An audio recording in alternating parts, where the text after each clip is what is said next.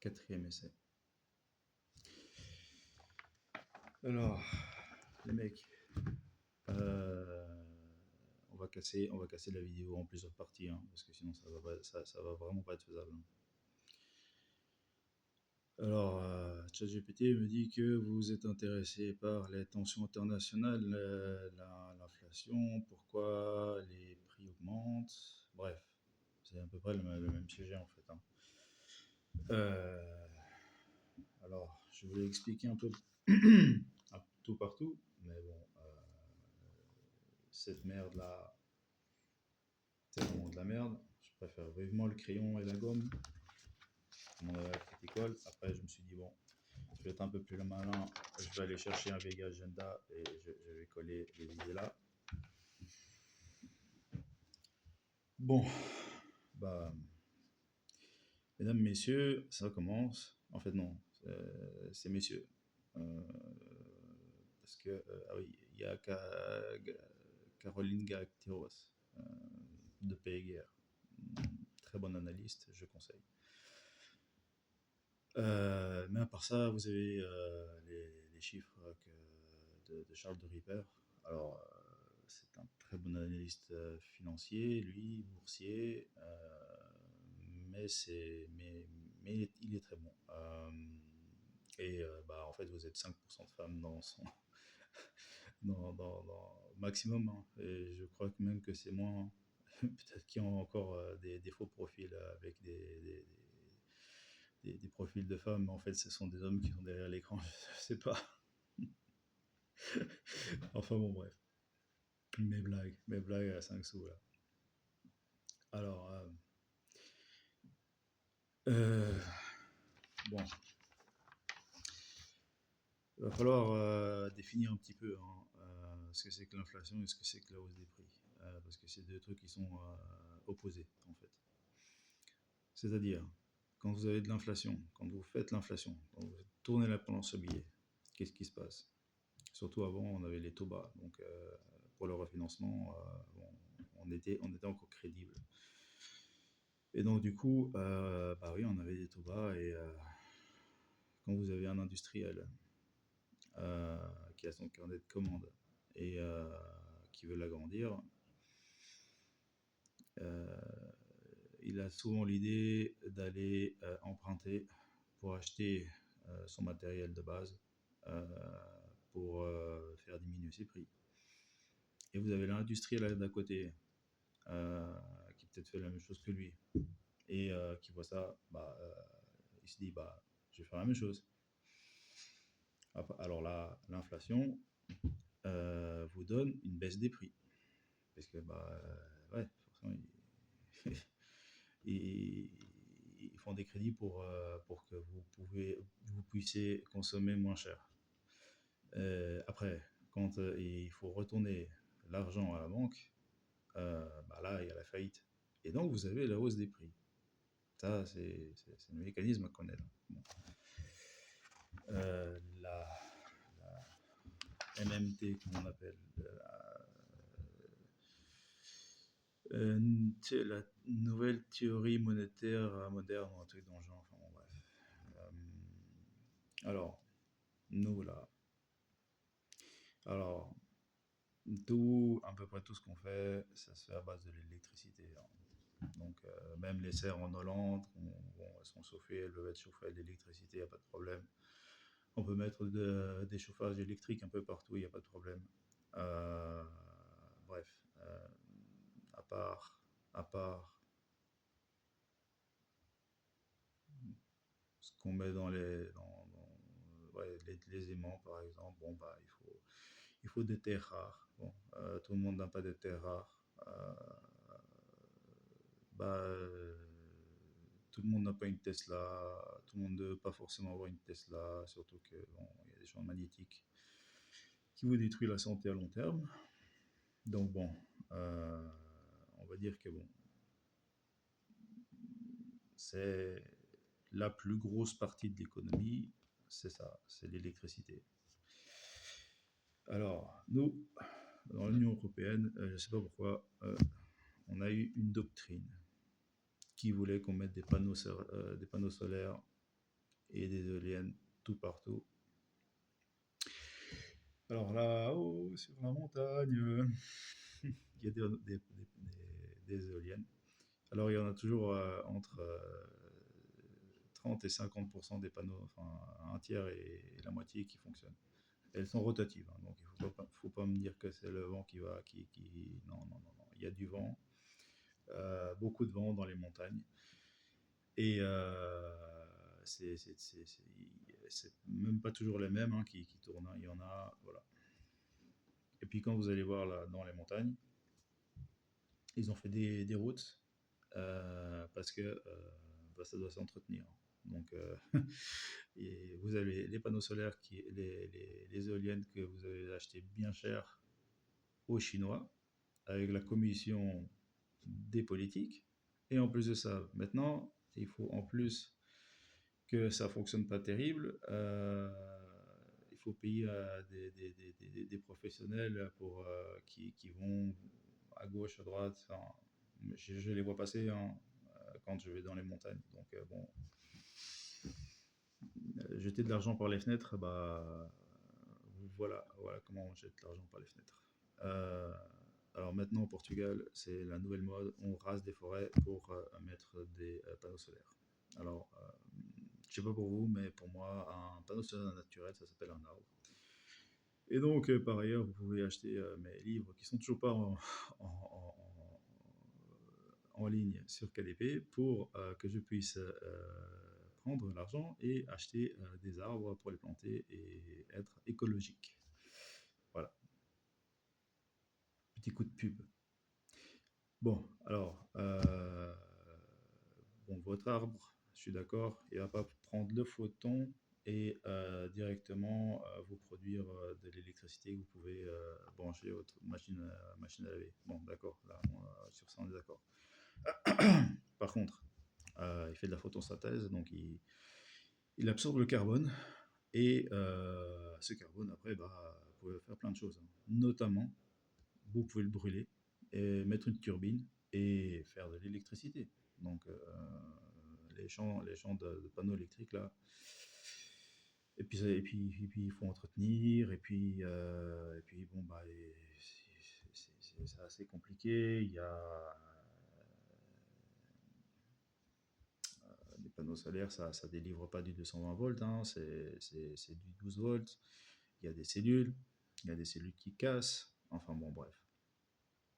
Euh, bon, moi je suis assez sceptique, mais euh, voilà. Même moi, j'ai voulu mettre des panneaux solaires chez moi. Parce que je vis en Ukraine depuis 2014. Depuis ouais, 2014. Et j'ai vu ce qui se passait là-bas. Euh, j'ai vu les lois qui étaient prises. Euh, et ça sentait le nettoyage ethnique. Et là, bah, la Russie allait entrer en guerre. Enfin voilà, on faisait tout pour. On préparait le terrain. On faisait Minsk 1, Minsk 2 qui n'était pas du tout respecté. Moi, je le voyais. Hein. Donc, bon, je me suis dit, il ne veut plus avoir d'électricité pour personne. Bon, voilà. Les éléments m'ont donné tort, puisque bah, il y a des faillites tout partout maintenant. Et donc, bah, un mec qui fait faillite, son usine n'a pas besoin d'électricité pour tourner. Donc, bah, on a encore de l'électricité. Ça, c'est un truc que j'avais pas prévu, vous voyez. Alors bon, moi j'avais prévu de faire une grosse installation. Bon, qu'on puisse faire une lessive, le four, les frigos, la bombe à eau, bref, vivre confortablement quoi. Alors, si vous faites les choses correctement bien, bon, l'administration correctement, il y a moyen de faire sauter les 23% de TVA si vous ne vivez pas dans le pays. Donc bon, j'ai pris contact avec le fournisseur pour avoir les panneaux solaires moins chers. Et donc je rentrais plus ou moins dans les clous. niveau budgétaire, bon. Après, on a fait venir le mec qui met les panneaux solaires. Alors, je lui ai dit, ah, mon garçon, tu veux mettre combien là? Je sais pas, 50 mètres de panneaux solaires ou quoi là? Parce qu'on a une toiture là qui est très grande et puis elle donne directement côté sud. Moi, c'était mon idée évidemment. Pas les mettre au nord. Il a dit, ah, ça va jamais passer, hein. C'est pour le nombre de panneaux solaires que tu veux mettre, c'est pour des industries. Euh,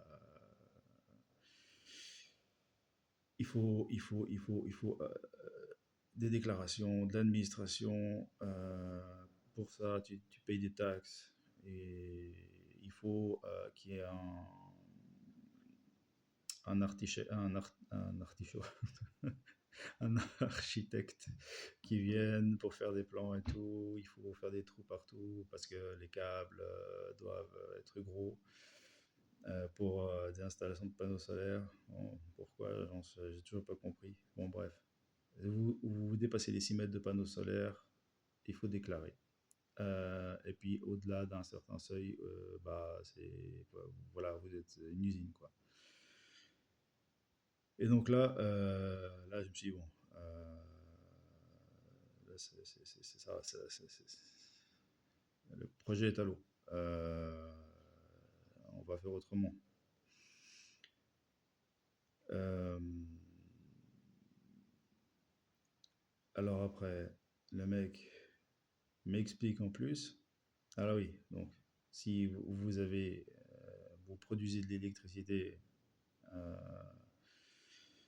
en trop, elle revient à la ville. Mais le compteur électrique, il tourne pas à l'envers, hein. Le Linky, là, vous mettez pas un crédit d'électricité. Non, non, non. Pour ça, il faut que vous demandez à EDP, donc ceux qui fournissent l'électricité ici au Portugal, la compagnie, de vous mettre des panneaux solaires. Donc eux, ils vont venir là avec leurs ingénieurs, je ne sais pas quoi, leurs architectes. Ils vont vous faire un truc de panneaux solaires. Et les prix qu'on m'a donné, c'est 4 fois le prix. Et en plus de ça, il faut négocier avec eux. Donc, voilà, le contrat, il faut négocier le contrat, hein. Sinon, de toute façon, c'est gratuit pour l'État, hein. Donc bon, ça change là. Voilà, j'ai changé mon niveau de mon fusil d'épaule.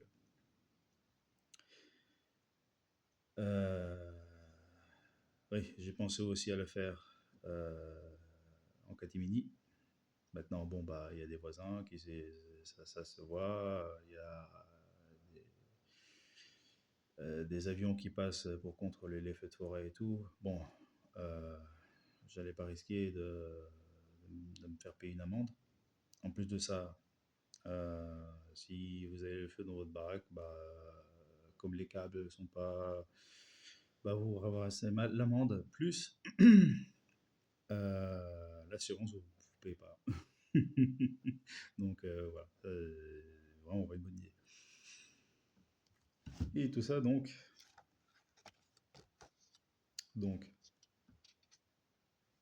on retourne à l'électricité. Donc les centrales nucléaires, il fallait les fermer, absolument. Le projet Super Phoenix, il fallait l'abandonner. On ne sait pas pourquoi. Pourtant, il me semble que c'est l'utilisation de déchets nucléaires usagés. Donc, forcément, ça crée de la température, hein. C'est pour ça qu'on les met dans des bassines d'eau réfrigérées. Et donc, vous mettez une turbine et puis vous récupérez de la chaleur, vous faites tourner la turbine, quoi. C'est pas. Il suffit juste d'avoir des sécurités parce que on joue pas avec des morceaux de bois comme on joue avec avec de la radiation, quoi. Donc, ça, fallait abandonner. Tout ce qui est charbon, ça pollue, même avec des filtres. Ça a été voilà, la Commission européenne a dit que le pétrole, c'est pas bon non plus. Donc voilà. Il nous restait quoi? Le gaz naturel, parce que bah, il y a naturel dedans. Donc, et qui nous fournissait le gaz? Les Russes. Donc, notre producteur d'électricité, les Russes, bah, on essayait de faire, déjà en 2014, on préparait la guerre avec eux. Donc bon, bah, faut pas être Einstein pour, enfin ouais, bon, fallait quand même comprendre la chose que tout a été organisé depuis le début. De toute façon, euh, il y a des gens là-haut, là, ils se sont dit que vous allez crever de faim, vous allez avoir une énorme augmentation des prix. Alors pourquoi est-ce qu'ils ont fait ça? J'en sais rien. On aurait pu penser que c'était parce que les Américains voulaient sucer l'industrie européenne ou quoi, mais ils ont à peu près le même problème que nous, hein, donc bon, je comprends pas. Mais bon, voilà. Quand vous comprenez ça, quand vous mettez voilà, toutes les pièces du puzzle ensemble, bah, vous comprenez que la doctrine, c'est stupide, c'est jeter de l'argent par les fenêtres, euh, et votre portefeuille, il est vide, mais ça, c'était déjà voulu à la base, avant la crise des subprimes, avant la crise de la bulle Internet, voilà. Sur ce, je vais préparer maintenant la deuxième vidéo euh, de ce merdier en fait, hein.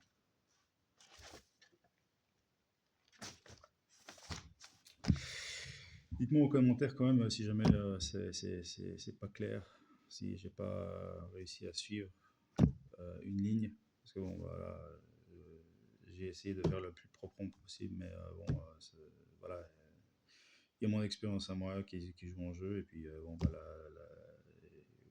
vous payez une augmentation des prix, mais je voulais vous prouver que c'était déjà dans les cartons, déjà il y a bien longtemps.